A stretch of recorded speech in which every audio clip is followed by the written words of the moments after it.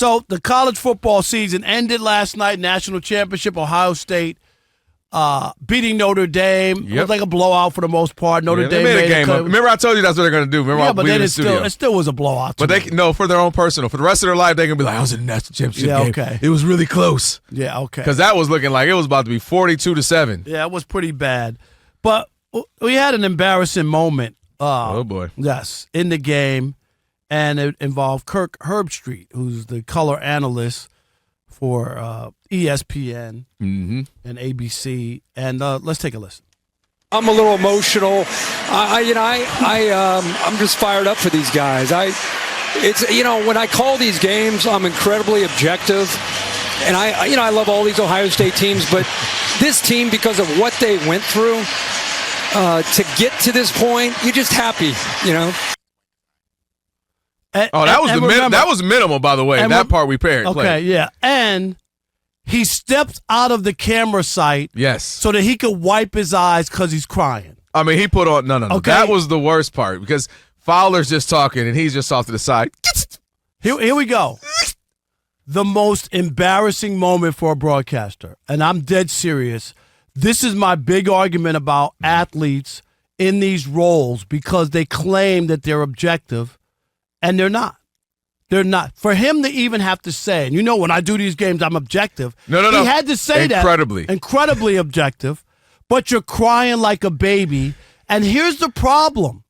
I've said this before. Tiki Barber backing the Giants with Saquon and Daniel Jones. He's worn that uniform. Kirk Herbstreit can say whatever he wants. He's worn that uniform. To me, it would be like, and then they say, well, what about Joe Davis? He does the Dodger games, right? Mm-hmm. Did Joe Davis boo-hoo when the Dodgers won the World Series on Fox? Some people were mad at him. They didn't feel like he wasn't talking about them enough. Exactly. Okay, because he's a professional. How did Charles Barkley lose one of his best friends ever?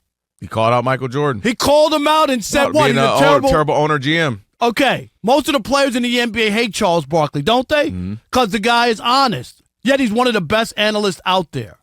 And a lot of these guys can't shake it. Can you imagine if we watched the election coverage and Anderson Cooper started boo-hooing because Trump won the election? Well, I'm just saying. Van Jones be doing that. Okay, you get what I'm saying. Van Jones got to relax. You can't do that if you want to be 100%. In this business. And Kirk Herbstreit, that's an embarrassing moment for his broadcast career. How can any coach, any player, anybody take anything he says, right, seriously when he bleeds scarlet red from Ohio State? I get it. He wore their uniform. I get it. Sure, everybody. He can be happy. He can be, hey, but like he took it. All right, let me jump in on this. That's a terrible moment. Here's my issue. You remember what he did a few weeks ago? Where he got mad so much so that he called out his own colleagues about them and they and what they saying and called out Shannon Sharp and all them. Yep, and First Take. And First Take. Like his own colleagues about a game, dude, it's a debate show. They're going to debate things. It's their opinion. It's their opinion on a debate show that typically, especially those two, they're not far-reaching. They're not other shows that say crazy asinine stuff. And you called your own colleagues out on the air. And number one, hold on. That shows me you're getting too emotional in this. You're calling people out on air, not just random Wahoo's fans or something. You're calling out your colleagues, dude. That's kind of crazy. Because you're too attached to it. That's my point. So that's number one. And this ain't a matter of years. Where it's like, this is all like a few weeks. You're calling out your colleagues. Then you're getting emotional so much so if you'd have just played the table, I thought it was T.O. That's my quarterback. I thought he was about to hit me with that's my quarterback. Nobody's saying you can't be excited.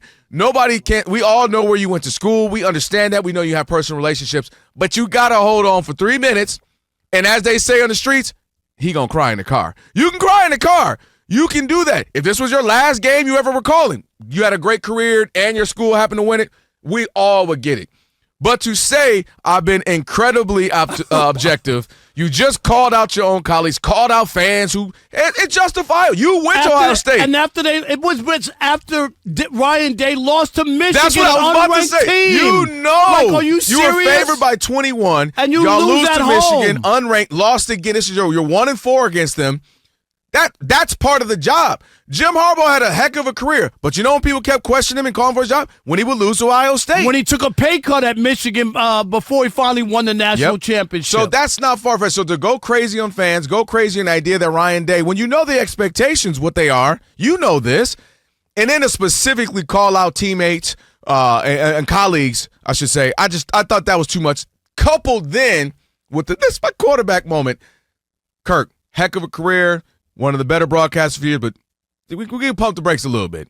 No, like I said, I'm not saying don't get emotional. I ain't saying if you got to tell them and the producer, director in your ear, hey man, go quick. We gotta need to get out of this quick because I'm about to have a moment. Do whatever you need to do, but you can't have that full on moment right after you just said I'm incredibly objective. It was a bad scene, and if you're a TV executive, that he loses. No, he ain't gonna I didn't say that. I'm saying that you lose credibility. You can say whatever you want that they love him. Mm-hmm. You lose credibility. I'm not mad at that. And if another coach decides, wait a minute, you're at Ohio State, you cried on the air, and then you say something. You say something now. Opposite Michigan, opposite Alabama. That's what he does. This is what y'all got? Well, I thought it was supposed to be fair, equal opportunity. Do you see what I'm saying? Like, that's what puts the network in a weird spot. Oh, you want to do an interview with Kirk Herbstreit? Nah, you know what? I'm straight. Okay, and he's got an Ohio State slant. He cried on the air. I've been watching sports my whole life. Mm-hmm. And this is my big pushback on athletes, ex-athletes becoming broadcasters. It's not that they can't. They have a better insight on being color analysts, but as a fan watching and listening, they're compromised.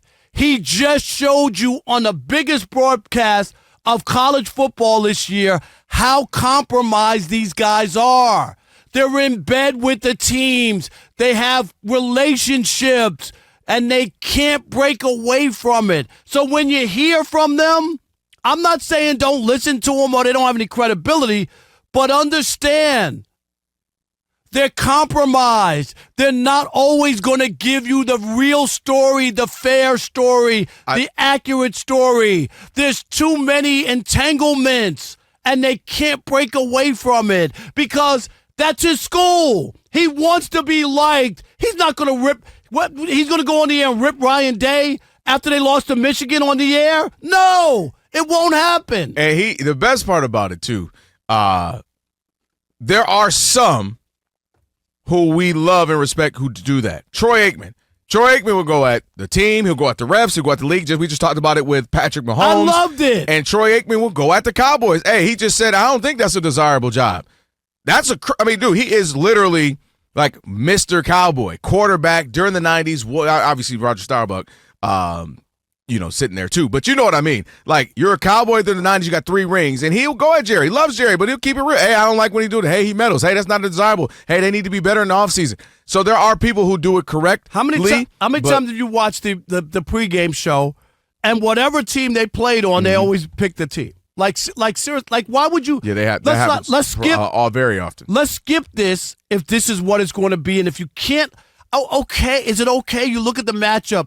Your team you play for is banged up, and the other team is way better, right? And you pick your team, and you still pick your team. So my only thing with that, what would be the point on my doing only it? thing, I'm more on the Kirk Herbstreit side of, like, you're calling the game.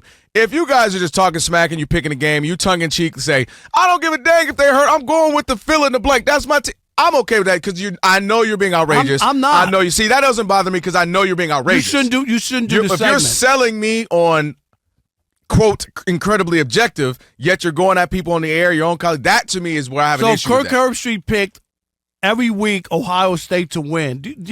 I'm saying, what is the point on doing that segment if everybody's going to pick their team? I have an answer for you. That's my point. I think a part of that is, as you mentioned, the Inside NBA, just the fun side of it. Like, you're just going to go with your team, have fun, tongue-in-cheek. That doesn't bother me because I know what you're doing. But when you're supposed to be in an incredibly objective role, calling a game, calling it as you see it, and you're not, that's an issue. Rob G., you've watched sports for a long time. You ever see that? I know I haven't. During a broadcast, yes, I've never seen that. I've never seen that. I've seen the studio guys do it. A cry as a national broadcaster doing a national game.